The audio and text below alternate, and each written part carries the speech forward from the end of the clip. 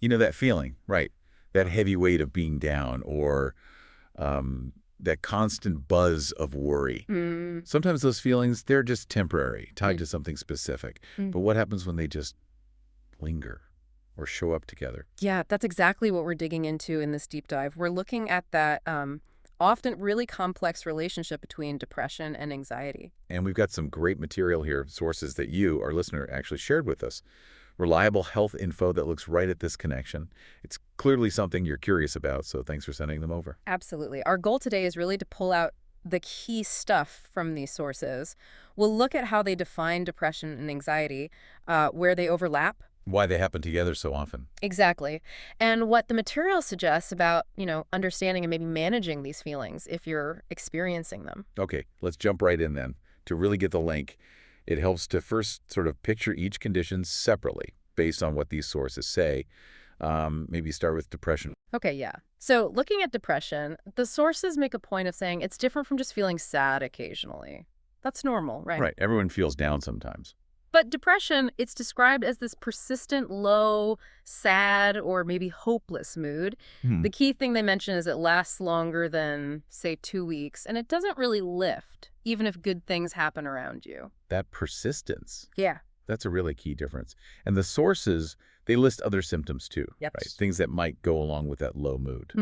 Like losing interest or not getting any pleasure from things you used to enjoy, feeling hopeless about the future, maybe pessimistic, or even feeling more irritable, restless, Uh, sometimes angry. but the irritability is interesting. I feel like that comes up with anxiety too. It does, yeah. That's definitely one of the overlaps we'll talk about. Hmm. Other signs mentioned are like a real lack of energy, feeling slowed down, Uh-huh. chronic fatigue, sleep problems, either too much or too little, changes in appetite, weight fluctuations, and then trouble concentrating, making decisions, even remembering things.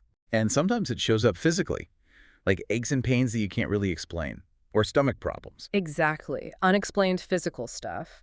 And also feelings like guilt, worthlessness, or helplessness. The sources do briefly touch on more severe thoughts, like about death or suicide. And just a quick note there, the material mentions resources like crisis helplines like 988 in the U.S. are available if those thoughts come up for you or someone you know. Definitely important. Okay, so then there's anxiety. The material is quick to point out that feeling worried or nervous, totally normal. Yeah, like before a big presentation or something. Right. Or trying something new. It's a natural stress response. That nervous energy can even be useful sometimes, maybe keeps you sharp. It can, but the sources explain when it might be more than that typical worry. They talk about persistent, maybe extreme anxiety happening most days for several months. Right. And it's not just about huge life events. It can be worry about, everyday things, health, school, work, relationships. And these thoughts, these fears, they stick around and start messing with your daily life. So what does that look like symptom-wise? Well, difficulty managing the fear or worry is a big one. Feeling restless, physically fidgety, constantly on edge. That irritability we mentioned before comes up again here too. Right. Also, maybe a sense of dread, like something bad is about to happen, or even panic. And like depression, there's a physical side too. Oh, definitely. Sleep problems again, feeling tired all the time, that sort of mental brain fog, headaches, muscle tension, nausea, diarrhea, Yeah. all listed as potential physical signs of ongoing anxiety in the sources. Okay, so we've got these two pictures. Now, the link, Yeah. the core of this deep dive. Yes. And the sources are really clear on this. They are distinct conditions, but they show up together a lot, Like really frequently. very frequently. One source mentions a big worldwide survey from 2015. It found that, get this, over 40%, 41.6% to be exact, of people reported having both major depression and an anxiety disorder in the same year. Wow, over 40%. Yeah. That's huge. It's not just a coincidence then. Not at all. And the material suggests they can kind of feed off each other, create these negative feedback loops. How does that work? Like an example. Well, think about it. If you're constantly worrying, that's exhausting, right? It drains your energy, which can easily lead to feeling low, fatigued, Mm, more depressed symptoms. okay, yeah, I can see that. Or maybe someone has social anxiety. They start avoiding people, isolating themselves. And that isolation, it can definitely lead to sadness, loneliness, feeling guilty, which are all hallmarks of depression. They can really ramp each other up. That makes sense. And is that why we see some of the same symptoms popping up in both? That's very likely a big part of it, yeah. The sources highlight several key overlaps. Changes in sleep patterns, too much, too little, Hmm. changes in energy levels, that increased irritability we've mentioned a couple of times now, Right. trouble with concentration, focus, memory, and those physical things, again, the aches, pains, stomach issues that don't seem to have another cause. And there was one specific symptom mentioned as a major overlap, rumination. Yes, rumination. Good point. The word itself sounds kind of heavy, like getting stuck. It really fits the description. The sources describe it as this persistent loop of like dark, sad, or negative thoughts that you just can't seem to switch off. Ugh. Yeah. And they explain how it might feel a bit different depending on whether anxiety or depression is maybe more dominant at the time. Okay, so for anxiety, rumination might look like what? Yeah. Constantly playing out worst-case scenarios. Exactly. Getting caught in that what if spiral, exploring all the ways things could go wrong, worrying about stuff, even if you know deep down you can't actually change or control it. Got it. And for depression, how does rumination show up there? With depression, it might be more about fixating on feelings of guilt, maybe endlessly going over past events and blaming yourself for how things turned out, or even blaming yourself for feeling depressed in the first place. So it's the same pattern of getting stuck, but the focus of the stuck thoughts might differ. Precisely. A really unhelpful pattern either way. Okay, so if you're listening, and some of this sounds familiar. Maybe you're wondering, okay, what does this mean for me? What do the sources suggest about, like, self-reflection?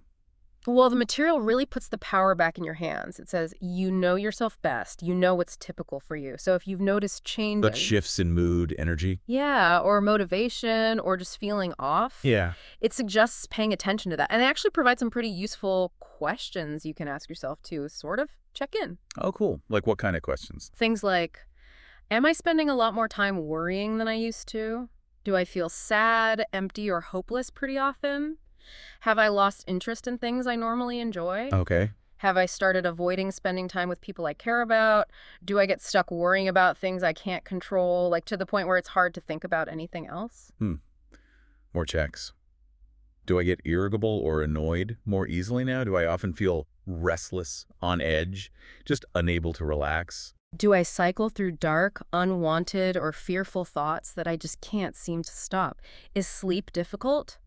Falling asleep, staying asleep, waking up on time most days? And have I noticed unexplained pain, tension, other physical symptoms, and maybe the biggest one?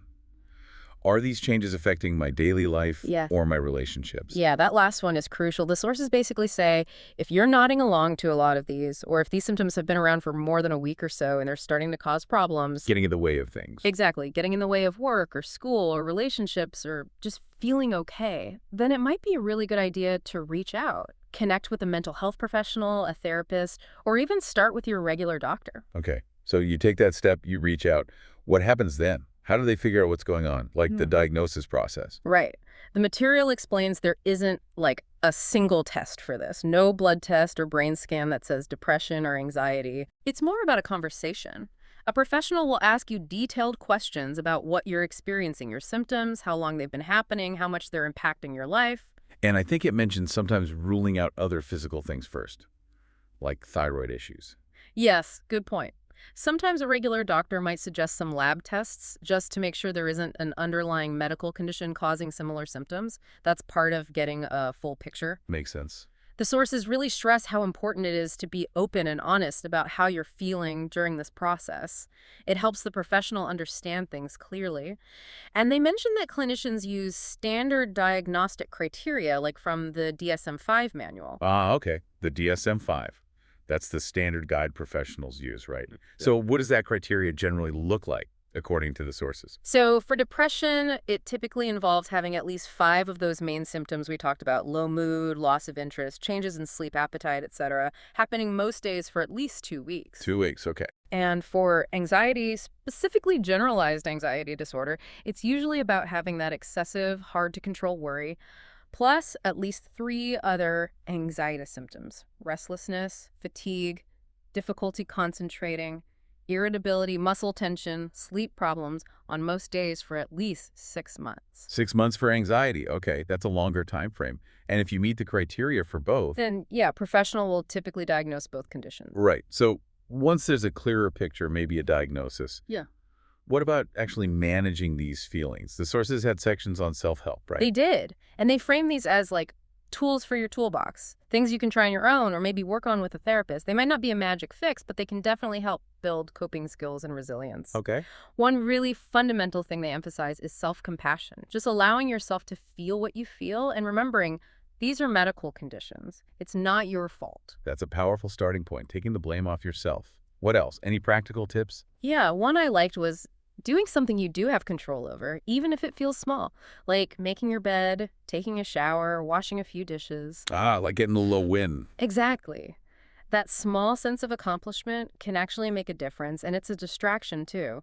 Maintaining some kind of routine is another one. Why is routine helpful? It creates structure, a sense of predictability and control when things might feel chaotic internally. Plus, it helps make sure you carve out space for self-care. Okay. And sleep came up again. Oh, sleep is huge. Yeah. The sources really hammer this home. Aiming for 7-9 hours for adults is the general recommendation. They point out that getting too little sleep, or even consistently getting too much, can mess with your well-being. Any tips for better sleep? The usual good advice: try for a consistent sleep schedule, even on weekends if possible. Turn off screens before bed. Have a winding down ritual. Make sure your bedroom is dark, cool, and quiet. Standard sleep hygiene stuff makes sense. What about food? Balanced meals are mentioned. Trying to focus on whole foods, fruits, veggies, lean protein, whole grains, gives your body good nutrition. They do note that things like lots of caffeine or refined sugars or heavily processed foods could potentially make symptoms worse for some people. It's about finding a balance. Right. Not being super restrictive, but just mindful. Exactly. And then there's exercise. This came up as a really powerful tool. Yeah. What did the sources say about that? They mentioned some research suggesting about 2.5 hours of exercise a week can help with both depression and anxiety symptoms. And apparently doing it outside might give an extra boost. Why does exercise help? Is it just distraction? It's more than that. Physical activity actually prompts your brain to release endorphins and other chemicals sometimes called happy hormones that can improve mood and reduce stress. But it can be so hard to get motivated when you're feeling depressed or anxious, right? Totally. The sources acknowledge that. They suggest starting really small, like just a walk around the block. Or maybe some gardening, walking part of the way to work if you can. Just finding ways to move your body a little bit. Small steps. Okay, what else for self-care? Making specific time for rest and relaxation. The sources frame these conditions as illnesses that need recovery time, just like if you had the flu. That's a good way to think about it. Yeah. So honoring that need for rest with activities you find soothing. Could be watching a movie, reading a book, cuddling a pet, being in nature, cooking, listening to music, whatever works for you. And they mentioned specific relaxation techniques, too. Things like deep breathing exercises, guided imagery, progressive muscle relaxation. Even massage, yoga, or meditation are listed as potential ways to find calm and ease tension. Lots of options there. And connecting with people. Absolutely vital. The sources stress the importance of strong social connections. Reaching out to trusted friends or family. What can they do? They can listen without judgment, offer encouragement, provide a welcome distraction, or even help with practical things like rides to appointments or running errands if you're really struggling. Just knowing someone's in your corner can make a huge difference in feeling less alone. Okay, so lots of self-help strategies. But what if those aren't enough, or things feel really overwhelming? That's where professional treatment comes in. Exactly. The sources move into discussing professional options when self-help isn't cutting it, or when symptoms are significantly impacting life.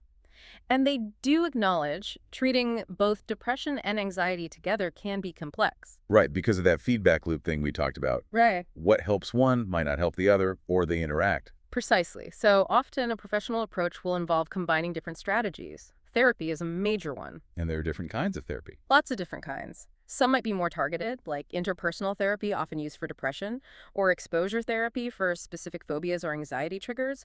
But the sources highlight several types that can be effective for both depression and anxiety. Okay, like what? Cognitive behavioral therapy, or CBT, is a big one. It focuses on helping you identify, challenge, and reframe those unhelpful or negative thought patterns and behaviors. Changing the way you think and act. Basically. Yeah. Then there's mindfulness-based cognitive therapy, MBCT. which combines mindfulness practices with behavioral techniques to help you manage difficult feelings and stay more present. Okay. Acceptance and commitment therapy, ACT, is another. That one's about learning to accept distressing thoughts and feelings without struggling against them, staying present, and committing to actions that align with your personal values. Interesting approach. Acceptance, not just fighting it. Right. And they also mention problem-solving therapy, which focuses on building practical coping skills to deal with both the symptoms themselves and the stressful life situations that might trigger them. Oh, and it's worth noting the sources mention online therapy is an option for many of these approaches now, too.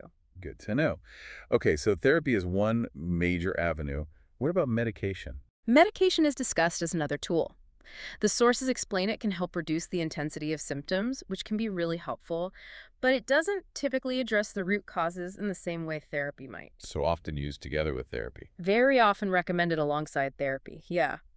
Medication would be prescribed by a psychiatrist or another clinician who can prescribe. What kinds of medications are mentioned? They list a few categories. Antidepressants, like SSRIs and SNRIs, are common. And they note these can sometimes help relieve anxiety symptoms too, not just depression. Okay. Then there are specific anti-anxiety medications, things like benzodiazepines, Buspar, beta blockers. These are designed to ease anxiety, but might not do much for depression symptoms. And the sources add a caution specifically about benzodiazepines. They carry a higher risk of dependence. That's important to know. Anything else? Mood stabilizers are mentioned too, sometimes used if depression isn't responding well to antidepressants alone. Okay. And were there any other approaches mentioned besides therapy and meds? Yeah, the sources briefly touch on what they call other approaches, things like hypnotherapy, acupuncture, certain supplements. They position these more as things that could be part of an overall plan, but generally not as replacements for therapy or medication if those are needed. Got it. Kind of complementary options. Exactly. Okay, wow. We've covered a lot of ground pulling from all that material. Yeah, definitely. So if we try to sort of wrap it up based on these sources, the big picture is that depression and anxiety, while distinct, are really closely linked. They often show up together. And share that common ground, right? Like changes in energy, sleep, concentration, and that really sticky pattern of rumination. And it's totally understandable, as the sources imply, that living with both or even just being unsure what you're dealing with when you have these tough feelings can feel incredibly overwhelming. Yeah, isolating too, maybe. For sure. But I think the strongest message coming through this material is one of reassurance. You really don't have to manage these symptoms all by yourself. Reaching out is key. Absolutely. Getting support, especially if the distress hangs around or starts interfering with your life, is presented as a really necessary and positive step. And thankfully, as we've seen from the sources, there are options. There are paths forward. It's not hopeless. Not at all. There's this whole range from the self-help strategies you can build into your own life to professional guidance and treatments that can be tailored to what you need. A combination is often really effective. Right. So maybe a final thought to leave people with, based on all this. Well, one thing that really struck me across the sources is how connected our minds and bodies are, you know? We talked about sleep, diet, exercise, those physical aches and pains. Yeah, it all seems intertwined. It really does. So maybe the thought to ponder is this. Considering how much our physical state seems to impact our mental well-being, according to these sources, what's one small, tangible step you could take today, right now, to care for your body in a way that might also offer just a little bit of support for your mind?